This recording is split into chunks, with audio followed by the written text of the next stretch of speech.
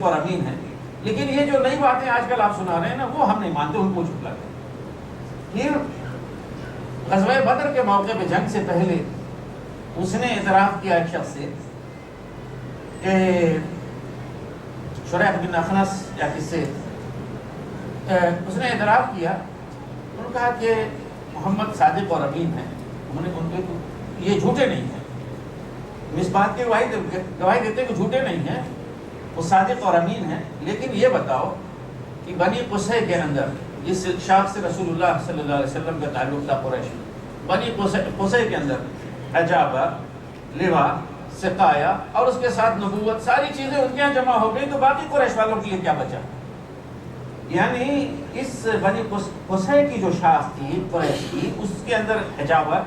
یعنی نگرانی اور دربانی جو ہے بیت اللہ کی، سقایا یعنی حاجیوں کو پانی پلانے کا منصب ان کے پاس تھا، لوا یعنی قریش کا جھنڈا ان کے پاس تھا، یہ تمام چیزیں پہلے سے ان کے پاس تھی۔ اب نبوت کا بھی وہ بنی قصے والوں نے دعویٰ کر دیا، ان کے اندر نبوت بھی آ گئی، ہمارے لیے کیا ہے دوسرے، ہم بھی تو قریش کے لوگ ہیں، تو سب کچھ بنی قصے میں ہو گیا، اس لیے ہم تو بھائی اس کو مانیں گے نہیں، جھٹلائیں گے۔ تو یہ اللہ تعالیٰ نے اطمینان دلایا کہ اے محمد صلی اللہ علیہ وسلم، یہ آپ کی نہیں تکذیب کرتے، آپ سے بلکہ اوپر کہ اللہ سبحانہ و تعالیٰ کی آیات کی جو ہے تکذیب کر رہے ہیں۔ اور پھر تسلی دی کہ آپ گھبرائیں نہیں، آپ سے پہلے بہت سارے رسولوں کو جھٹلایا گیا، تو انہوں نے اس تکذیب پر اور ایذا رسانی کو انہوں نے صبر کیا، یہاں تک کہ ان کو ہماری مدد پہنچ گئی، اور مدد جو ہے اللہ کی طرف سے آئے گی، یہ اللہ کا فیصلہ، اللہ کے فیصلے جو بدلتے نہیں ہیں، اور آپ کے پاس تو پچھلے رسولوں کی خبر آئی چکی ہے، یعنی اشارہ ہے ان صورتوں کی طرف جس میں انبیاء کرام کے قصے، ان کی قوموں کے قصے بیان کیے گئے۔ پھر بھی فرمایا وَإِن كَانَ كَبُرَ عَلَيْكَ إِعْرَاضُهُمْ، اگر یہ بات بڑی شاق گزرتی ہے کہ آپ کی قوم کے لوگ آپ سے بے رخی برت رہے ہیں، آپ کی بات نہیں سنتے، آپ کی دعوت پر ایمان نہیں لاتے، اور آپ چاہتے ہیں کہ ایمان لائیں لیکن وہ نہیں لاتے، تو ٹھیک ہے، آپ ایسا کریں کہ اگر کر سکتے ہیں ذاتی طور پر کوئی سامان اور کوئی ریسورسز اور سورسز فراہم کر سکتے ہیں، جائیے زمین میں سرنگ ڈھونڈیے اور آسمان میں سیڑھی لگا کے دیکھیے، اگر کہیں سے کوئی معجزہ لا کے دکھا سکتے ہیں دکھلائیے۔ مطلب یہ ہے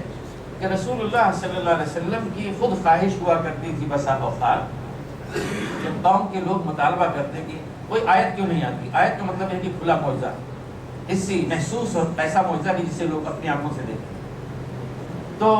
وہ بار بار مطالبہ کرتے، تو رسول اللہ صلی اللہ علیہ وسلم کے دل میں بھی یہ خواہش ہوتی کہ میری محنت اور جدوجہد کے ساتھ ساتھ ان کا جو مطالبہ ہے آیت کا، کاش یہ بھی اللہ سبحانہ وتعالیٰ کی طرف سے یہ آیت کوئی معجزہ آ جائے تو شاید میری قوم کے لوگ مان لیں۔ اور یہ یعنی خواہش رسول اللہ صلی اللہ علیہ وسلم سے آگے بڑھ کر مسلمانوں کے اندر بھی آ گئی تھی، وہ بھی کبھی کبھی سوچتے تھے کہ کاش جو ہے نا کوئی معجزہ آ جاتا تو شاید یہ لوگ مان لیتے، بڑے بڑے لوگ جو ہے نا قریش کے بجائے غریبوں کی اور کمزوروں کی اور نوکروں اور غلاموں اور موالی کے، یہ بڑے بڑے لوگ جو ہے نا لیڈرشپ جن کے پاس ہے وہ مان لیتے۔ تو اس پہ اللہ سبحانہ وتعالیٰ نے فرمایا کہ اللہ کا یہ طریقہ نہیں ہے کہ کوئی مطالبہ کرے اور خواہش ظاہر کرے کہ ہمیں معجزہ لے کر آئیں دکھائیں تو اس کو معجزہ دکھلا دیا جائے اور پھر اس کو زبردستی معجزے کے ذریعے سے جو مسلمان بنا دیا جائے۔ مسلمان بنانے کے لیے نمبر ایک اہل ایمان، ان کو جدوجہد کرنی پڑتی ہے، کوشش کرنی پڑتی ہے، اس میں ان کا بھی امتحان ہوتا ہے۔ دوسرے ان کی طرف سے جو ہے نا مقابلہ ہوتا ہے اہل باطل کی طرف سے، اور اللہ سبحانہ و تعالیٰ حق اور باطل دونوں کے لیے جو ہے موقع دیتا ہے کہ دونوں محنت کریں اور جدوجہد کریں، اور جسے جو بھی راہ اختیار کرنی ہے اپنی پسند اور اپنی مرضی سے اختیار کرے، تاکہ ایک کامیاب ہو اور ایک ناکام ہو اپنی اس سے مرضی سے، اور دونوں کام اللہ کی مشیت کے تحت ہو رہے ہیں۔ اگر ایسا نہیں ہوتا، صرف یہی کہ سارے لوگوں کو زبردستی کسی نہ کسی طرح سے مسلمان ہی اور مومن ہی بنا دینا ہوتا، تو پھر آپ کو بھیجنے کی ضرورت نہیں تھی، امت مسلمہ بنانے کی ضرورت نہیں تھی، وہ تو پھر ہم خود ہی، یعنی اللہ تعالیٰ کہتے ہیں کہ ہم خود ہی جو ہے دنیا کو، تمام انسانوں کو بنا دیتے، اس طرح کی مومن کے سوا کوئی دوسرا وہاں پہ ہوتا ہی نہیں، تو پھر آپ لوگوں کے وجود کا اور آپ لوگوں کی بعثت کا اور آپ لوگوں کو اٹھانے کا کوئی مقصد ہی نہیں ہوتا۔ تو دیکھیے اللہ سبحانہ و تعالیٰ رسول اللہ صلی اللہ علیہ وسلم سے اس طرح سے خطاب فرماتے ہیں، اگر آپ کی قوم کے لوگوں کا اعراض آپ کے اوپر شاق گزر رہا ہے، وہ معجزات طلب کر رہے ہیں، تو آپ جائیے معجزہ لے کر آئیے، ہم تو نہیں دیں گے، آپ جائیے معجزہ لے کر آئیے، ڈھونڈیے سرنگ لگا کے کہیں زمین میں یا سیڑھی لگا کے آسمان میں کہیں لے کر آئیے۔ وَلَوْ شَاءَ اللَّهُ لَجَمَعَهُمْ عَلَى الْهُدَىٰ، اگر اللہ چاہتا، اللہ کی مشیت ہوتی تو سب کو ہدایت کے اوپر کیا ہے جمع کر دیتا، یعنی کوئی بھی آدمی ہدایت سے باہر نہیں ہوتا، سب کے سب ہدایت یاب ہوتے ہیں۔ لہٰذا آپ جذبات سے مغلوب نہ بنے، فلا تکونن من الجاہلین، جاہلین میں سے نہ بنے، یعنی وہ لوگ جو جذبات سے مغلوب ہو جاتے ہیں۔ تو خواہش، اچھی خواہش بھی اگر یہ ایک حد سے آگے بڑھ جاتی ہے تو اس سے بھی انسان کیا ہے مغلوب ہو جاتا ہے، وہ اچھی خواہش بھی جو ہے پھر اس پہ روکا جاتا ہے، خاص طور سے انبیاء کرام علیہ الصلوۃ والسلام کے لیے ان کو روکا جاتا ہے، اس لیے کہ وہ ایک معیار حق ہوتے ہیں، تو ایک حد سے آگے انہیں بڑھنے نہیں دیا جاتا۔ إنما يستجيب الذين يسمعون والموتى يبعثهم الله ثم إليه يرجعون وقالوا لولا نزل عليه آية من ربه قل إن الله قادر على أن ينزل آية ولكن أكثرهم لا يعلمون وما من دابة في الأرض ولا طائر يطير بجناحيه إلا أمم أمثالكم ما فرطنا في الكتاب من شيء ثم إلى ربهم يحشرون والذين كذبوا بآياتنا صم وبكم في الظلمات من يشاء الله يضلل ومن يشاء يجعله على صراط مستقيم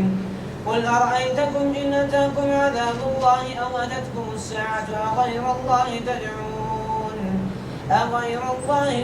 إن كنتم صادقين بل إياه تدعون فيكشف ما تدعون إليه إن شاء وتنسون ما تشركون ولقد أرسلنا إلى أمم من قبلك فأخذناهم بالبأساء والضراء لعلهم يتضرعون فلولا إذ جاءهم بأسنا تضرعوا ولكن قست قلوبهم وزين لهم الشيطان ما كانوا يعملون فلما نسوا ما ذكروا به فتحنا عليهم أبواب كل شيء حتى إذا فرحوا بما أوتوا أخذناهم بغتة فإذا هم مبلسون فقطع دابر القوم الذين ظلموا والحمد لله رب العالمين قل أرأيتم إن أخذ الله سمعكم وأبصاركم وختم على قلوبكم من إله غير الله يأتيكم به انظر كيف نصرف الآيات ثم هم يصدفون قل أرأيتكم إن أتاكم عذاب الله بغتة أو جهرة هل يهلك إلا القوم الظالمون وما نرسل المرسلين إلا مبشرين ومنذرين فمن آمن وأصلح فلا خوف عليهم ولا هم يحزنون والذين كذبوا بآياتنا يمسهم العذاب بما كانوا يفسقون قل لا أقول لكم عندي خزائن الله ولا أعلم الغيب ولا أقول لكم إني ملك إن أتبع إلا ما يوحى إلي قل هل يستوي الأعمى والبصير أفلا تتفكرون وأنذر به الذين يخافون أن يحشروا إلى ربهم ليس لهم من دونه ولي ولا شفيع لعلهم يتقون ولا تطرد الذين يدعون ربهم بالغداة والعشي يريدون وجهه ما عليك من حسابهم من شيء وما من حسابك عليهم من شيء فتطردهم فتكون من الظالمين وكذلك فتنا بعضهم ببعض ليقولوا هؤلاء من الله عليهم من بيننا أليس الله بأعلم بالشاكرين وإذا جاءك الذين يؤمنون بآياتنا فقل سلام عليكم كتب ربكم على نفسه الرحمة أنه من عمل منكم سوءا بجهالة ثم تاب من بعده وأصلح فأنه غفور رحيم وكذلك نفصل الآيات ولتستبين سبيل المجرمين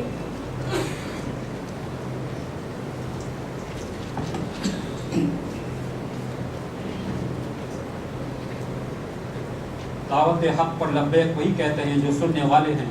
رہے مردے تو انہیں اللہ بس قبروئی سے اٹھائے گا اور پھر اس کی عدالت میں پیش ہونے کے لیے واپس لائے جائیں گے۔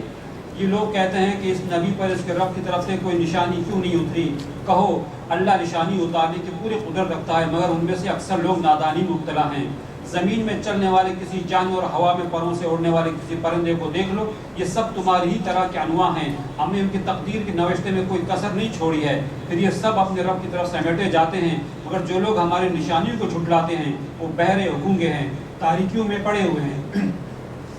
अल्लाह जिसे चाहता है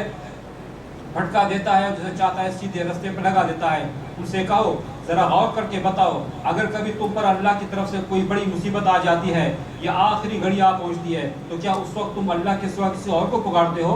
बोलो अगर तुम सच्चे हो। उस वक्त तुम अल्लाह ही को पुकारते हो, फिर अगर वो चाहता है तो इस मुसीबत को तुम पर से टाल देता है। ऐसे मौक़ों पर तुम अपने ठहराए हुए शरीकों को भूल जाते हो। तुमसे पहले बहुत सी कौमों की तरफ हमने रसूल भेजे और उन कौमों को मसाए व आलाम में मुब्तला किया ताकि वो आजिज़ी के साथ हमारे सामने झुक जाएं। बस जब हमारी तरफ से उन पर सख्ती आई तो क्यों ना उन्होंने आजिज़ी इख्तियार की, मगर उनके दिल तो और सख्त हो गए और शैतान ने उनको इत्मीनान दिलाया कि जो कुछ तुम कर रहे हो खूब कर रहे हो। फिर जब उन्होंने इस नसीहत को जो इन्हें की गई थी बुला दिया तो हमने हर तरह की खुशहाली के